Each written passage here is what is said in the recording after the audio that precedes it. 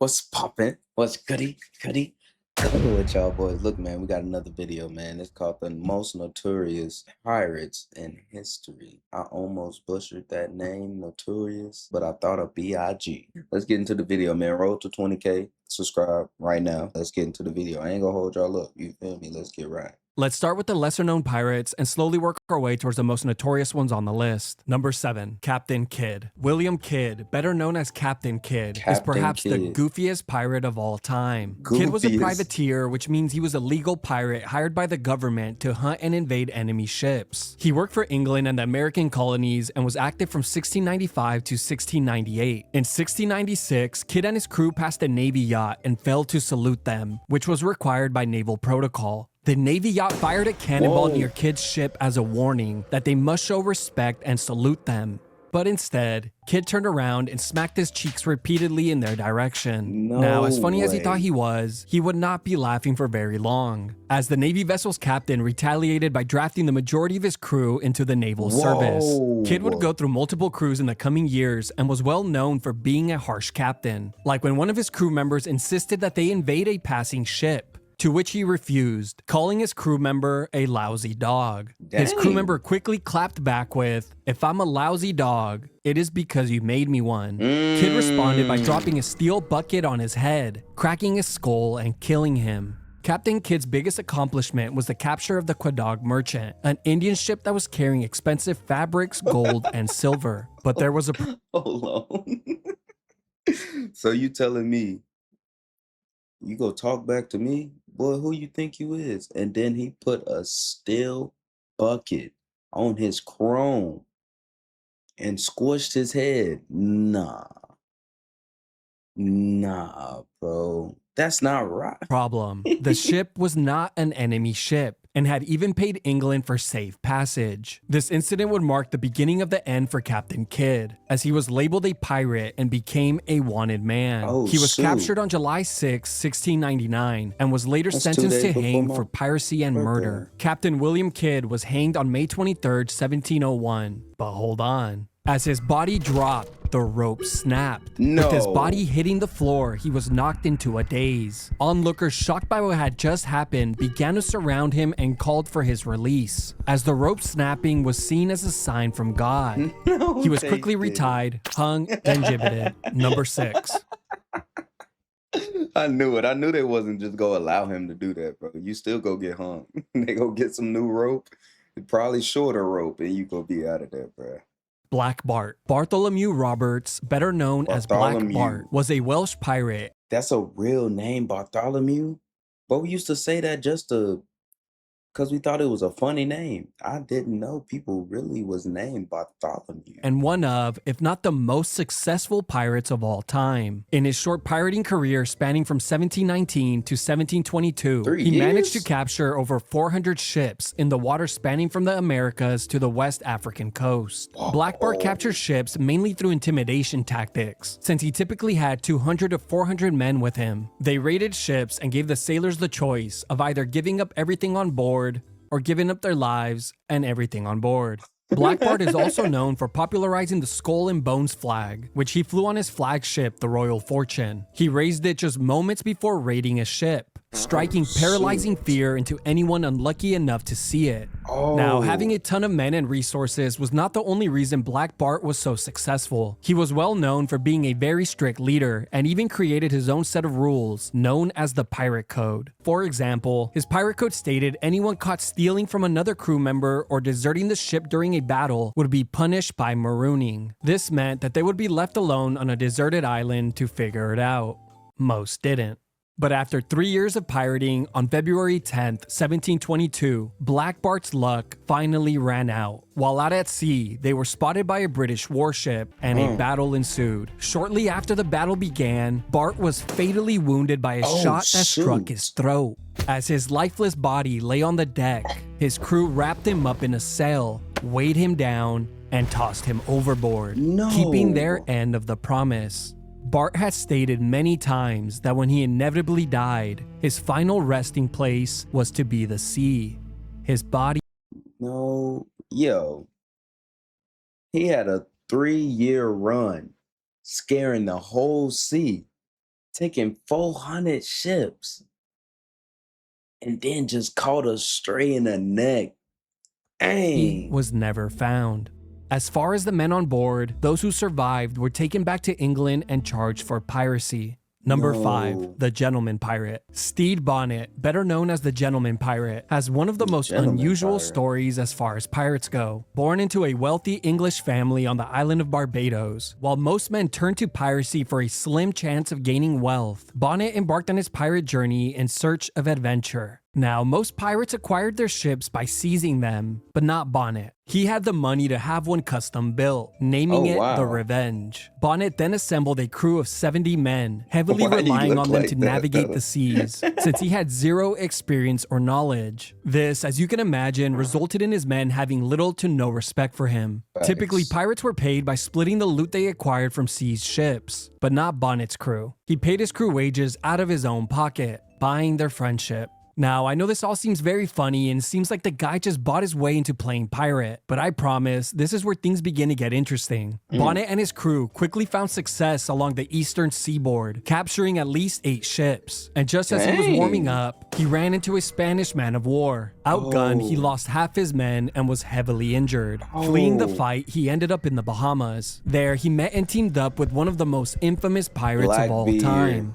But for now, we'll keep his identity a secret. Oh, my Together, they fault. seized at least 11 ships before going their separate ways. Seeing how the new leader operated, half of Bonnet's crew abandoned him, choosing to join the new crew instead. Now, in a surprising turn of events, under King George's Act of Grace, any pirate could be pardoned of their crimes on the condition that they give up piracy forever. Bonnet accepted the offer, but had no intentions of actually stopping. He simply changed his name and the name of his ship, as if no one would ever notice. A few months later, he was captured and brought to Charleston, South Carolina to face charges for piracy. But Bonnet had other plans. He ended up escaping, just to be recaptured, hung, and gibbeted. No. Bonnet's body was later buried in the marsh below the waterline in an Oh, unmarked shoot. location. To this day, his exact resting place remains a complete mystery. Number 4, Charles Vane. Charles Vane is perhaps the most ruthless and violent pirate to have ever This what I wanna lived. hear. Where other This what pirates I are known wanna for their hear. successful raids, Charles Vane is known for being an absolute menace, as he routinely beat, tortured, and interrogated sailors whom he captured. No Much of Charles way. Vane's life is shrouded in mystery, but what is known is that he rose to power and achieved the rank of captain in the Bahamas around 1717. Later that same year, Vane was captured by a British Royal Navy officer, but was released when he claimed he was accepting King George's pardon and giving up piracy forever. With a clean slate, Vane didn't waste time destroying it and began raiding and capturing ships around the Bahamas, turning pirate once again. As he had No captured many way. sailors during this time period, and in an attempt to gain information, he would viciously torture them by beating, cutting,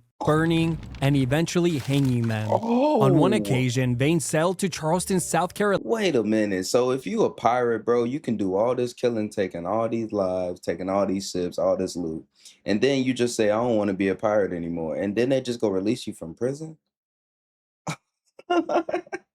And then they just go back to being a pirate again.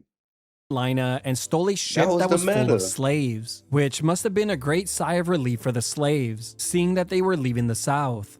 Just to find out that the ship had been taken by Charles Vane. Oh, they're On November dead. 23rd, 1718, while out at sea, Vane and his crew spotted a large ship. Naturally, they raised the Jolly Roger flag to intimidate the ship into surrendering. They were instantly blasted with heavy fire as the ship Oh. raised the French naval flag. And in a panic, Vane quickly ordered the crew to retreat. Once they were safe, the crew turned on Vane, saying that retreat was the move of a coward. He was kicked off the ship with only a few of his men following What? him. For the next few months, Vane continued with his ruthless What? ways, capturing and looting ships as well as torturing and killing sailors. But in February 1719, Vane was caught in a violent storm that left him and a few of his men shipwrecked on a deserted island. They would remain on that island for a little over a month, scavenging for food and barely surviving. When out of the blue, by some miracle, a ship arrived on the island to refill their water supply. Surprised and overjoyed, the sketchy, men bruh. rushed the ship That's to sketchy. beg for help. But it didn't work. I knew Vane it. was quickly recognized by one of the men on board and knew it. arrested. He was I taken to knew it. Jamaica, found guilty of piracy, and was hanged and gibbeted. Oh Number my 3, Long gosh. Ben. No pirate has But wait, if you get caught, you just go get hung. Hey, left behind a greater mystery guess than I get Henry it. Every, better known as Long Ben. Henry Long Every went by Ben. many names: Long Ben, the Arch Pirate, and the King of Pirates. But I'll just What? refer to him as Every here. Every was an English pirate who operated in the Atlantic and Indian Oceans in the mid-1690s. And in just He 2 took years, over Every all would that? manage to leave behind one of the most iconic legacies in pirate history. Unlike many pirates, Every first attempted to live a respectable life, joining the Royal Navy, then working on a ship for the slave trade. During this time period, he acquired the skills he would need to become one of the wealthiest pirates to ever live. While working for a Spanish expedition, the crew of men failed to receive payment for their services, so they simply took the ship. And Every was elected captain. Needing money to support Whoa. their families, they turned to piracy. And for the next couple of months, Every and his crew seized many ships, which included 3 English merchant ships, 2 Danish ships, and a French pirate ship. In But a on couple September months? 7th, 1695, Every and his crew managed to pull off the most lucrative and bloodiest raid in pirate history. This happened when he joined forces with 5 pirate captains and their crews, amassing a No combined way. crew of over 440 men. The men It's the Akoski. This is a Akoski with followers. He joined 4 or 5 other captains. Oh yeah, this is a smart move. I hope they kept this little group for a while, but I know it didn't end well. I would know then it come didn't. together and vote Every as the leader of the newly formed group. The target was the Ganji Sawai, one of the largest trading ships at the time, which belonged to the Mughal Empire. As soon as they spotted the ship, Every gave the command to attack. Boarding the ship, hand-to-hand combat broke out. The bloody and gruesome fight would last for several hours, with many Jeez. casualties on both sides. But eventually, Every and his men would be the last ones standing. They escaped with anywhere from 200 to 600,000 pounds and around Yo. 500,000 gold and silver pieces, a value of around 115 million pounds or approximately $143 million today. The men quickly split the money amongst themselves, with Every receiving a larger portion. As soon as news broke of the attack, the English and Indian government placed a large bounty on Every's capture, leading to the first worldwide manhunt in history. But here's where things get even more interesting. After the men split the loot, they all agreed to go their separate ways to avoid capture. Every told his men conflicting stories about where he planned to go to spend the rest of his life and enjoy his newfound wealth.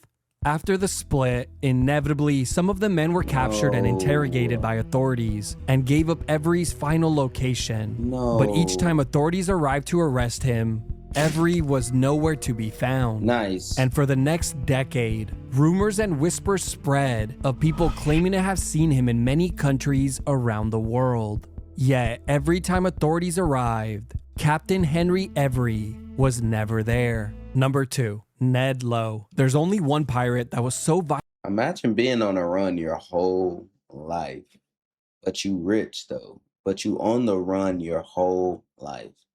What's the point of being rich if you gotta run every time? There's no peace in that.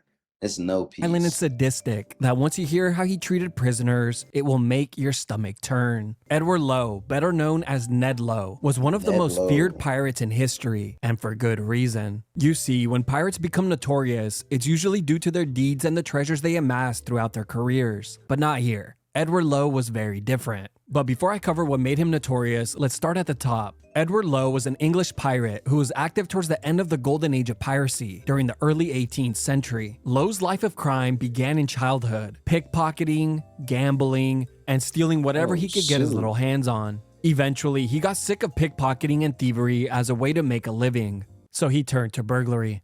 A few years later, around 1714, he moved to Boston, He needed bigger Massachusetts stuff as to a loot. young man. He got married, had a daughter, but sadly, things took a turn when his wife died during childbirth. Lowe attempted to make an honest living working on a ship that transported logs. But one day, everything changed when Lowe's temper got the best of him. While out at sea, he asked the captain for food. only to be told that all he had for him to eat was rum. Lowe, furious with the response, picked up a loaded musket and fired it at the captain, killing an innocent crewman that was standing right next to him. Lowe and around 12 other men were quickly forced off the vessel. The following day, the men led by Lowe took over a small ship, killing an innocent man on board. With a ship in their possession, they began their new lives as pirates. Lowe and his crew headed to the waters of the Cayman Islands. There, they joined the crew of a well-established pirate, George Lawther. But after a few months and many successful raids, Lowe was made captain and given his own ship, which he called Rebecca. This is when Lowe garnered his gruesome reputation and became one of the most feared pirates to ever live. Lowe created many torture methods that he would use on anyone he captured at sea, but I'll just cover some of his favorites and some notable acts. On one occasion, Lowe captured a French cook, saying that he was a greasy fellow who would fry well, then setting him on fire.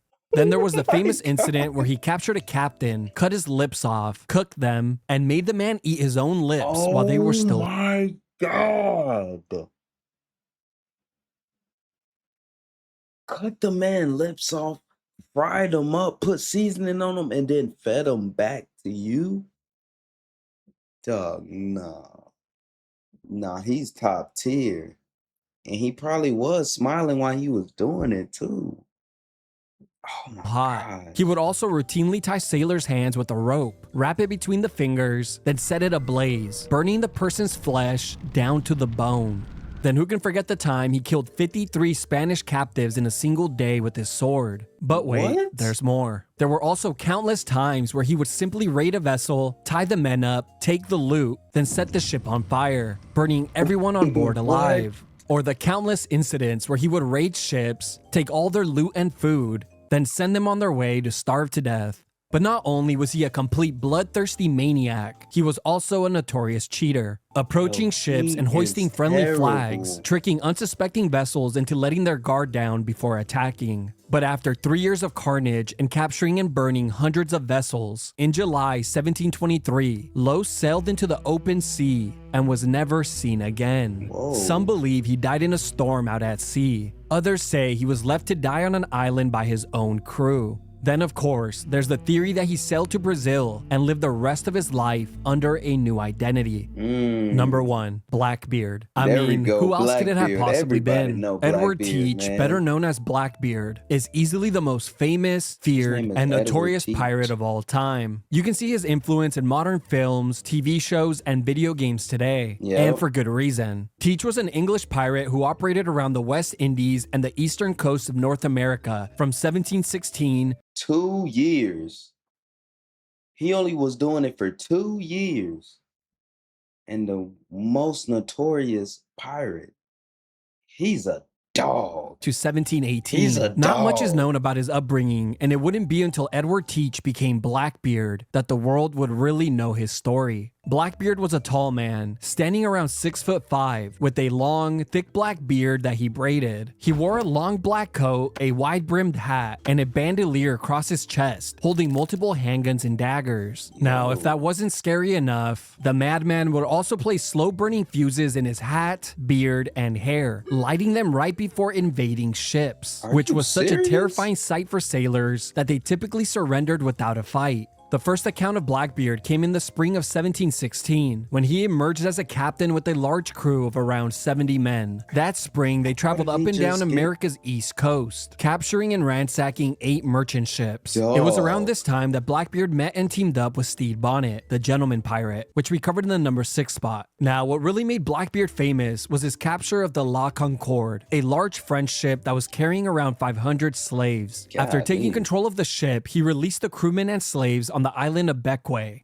only for them to be recaptured a few days later. With a new powerful ship, he renamed it Queen Anne's Revenge and equipped it with 40 guns. They then went on one of the most brutal looting sprees, traveling through the Caribbean Sea to Mexico, then up the east coast of the US, ransacking every ship they came across. This included a large merchant ship called Great Allen that secured him a spot in the Boston newsletter, further growing his popularity and fearsome reputation. By this point, Blackbeard had already become one of the most famous pirates alive. But his biggest and boldest move came on May 17th, 1718, when he stationed 4 ships outside of Charleston, South Carolina, just far enough at sea where they could not be seen from shore. There, they waited to ambush ships that were entering or leaving the port, and for the next 5 to 6 days, they captured and ransacked 9 vessels. This included a ship that was carrying Charleston. Oh my, bro, a week. It took him and his crew a week to knock off 9 ships. Not no little ships. Not no little ships. He's knocking off ships, big, small, medium, it don't matter. I ain't know this about you, Mr. Teach.